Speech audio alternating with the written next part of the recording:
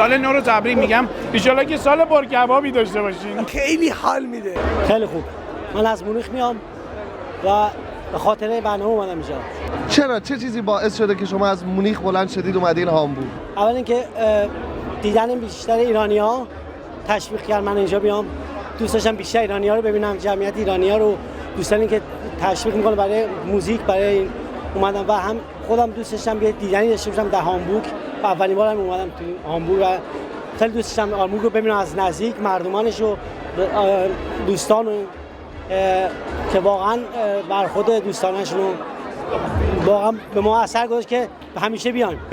یک سرزمین آروم بدون جنگ، بدون دردسر و آرامش برای همه و سلامتی برای همه. الان برنامه خوش گذشته. برنامه عالی بوده ولی هیچ کس قرار نیست دعای سال نو رو بخونه. میخواین دعای سال نو رو بخونم؟ میگن یا مقلب القلوب و الابصار یا مدبر اللیل و النهار یا محول الحول و الاحوال حول حولنا الی احسن الحال.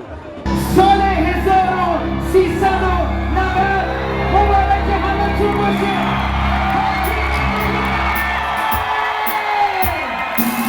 افتخار ایران و ایرانی در جهان بالا. این همتون مبارک. سالی پر از نعمت، سلامتی، موفقیت برای ایران و ایران زمین. ای ایران، ای مرز پرگوهر، ای خاکت سرچشمه هنر، دور از تو اندیشه بدان، آینده مانی کجا بدان. دشمنت تو سنگ خاره مرا هدر، جان من فدای خاک میهنر. مهر تو شد پیشم، دور از تو نیست اندیشم. در راه تو کی ارزشی دارد این جان ما، باید به باد خاک ایران ما.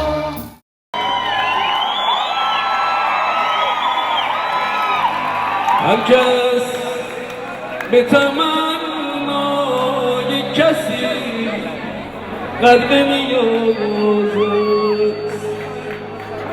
هرکس به سوی قبله خود رو بنمازد، هرکس به زبان دل خود زمزمه سازد، با عشق در آمیخته در راز و گفتم روی صحنه گفتم ببینید من امشب شب 4مه، یعنی پشت سر هم برنامه دارم.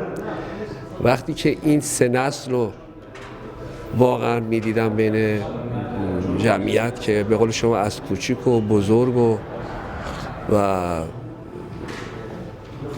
به قول شما هر سه نسل و اینا اینقدر با انرژی واقعا فریاد می‌زدن، اصلا من یه انرژی داشتم که همونطور که گفتم واقعا از شب اولی هم که من 4 شب پیش کنسرت داشتم بیشتر انرژی داشتم و متوجه هم شدید که من اصلا تو خودم اینقدر واقعا احساس گرم این عزیزان رو دیدم و همین است که برای من این انرژی رو میده و من دارم ادامه میدم. یعنی این انرژی است که به من دادن تا هنوز موندم دیگه. اول خدا و بعدم این هموطنان عزیزمون انشاءالله که همیشه خوشحال و خوب باشه.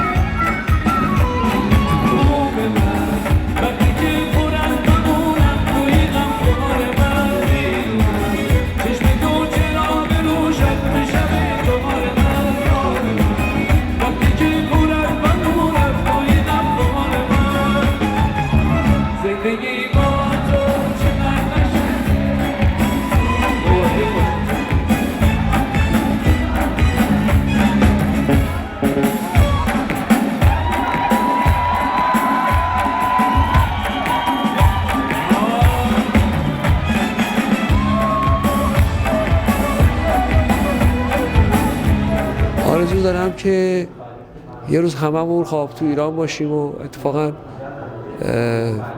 تمام این عزیزان که اینجا امشب بودن تو ایران باشن. آرزوی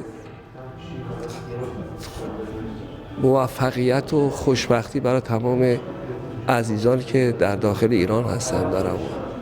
آرزو دارم که همه خوشحال باشن، همه خوشبخت باشن، کانون گرم خانوادهشون هی محکمتر هم باشه، خوب باشه.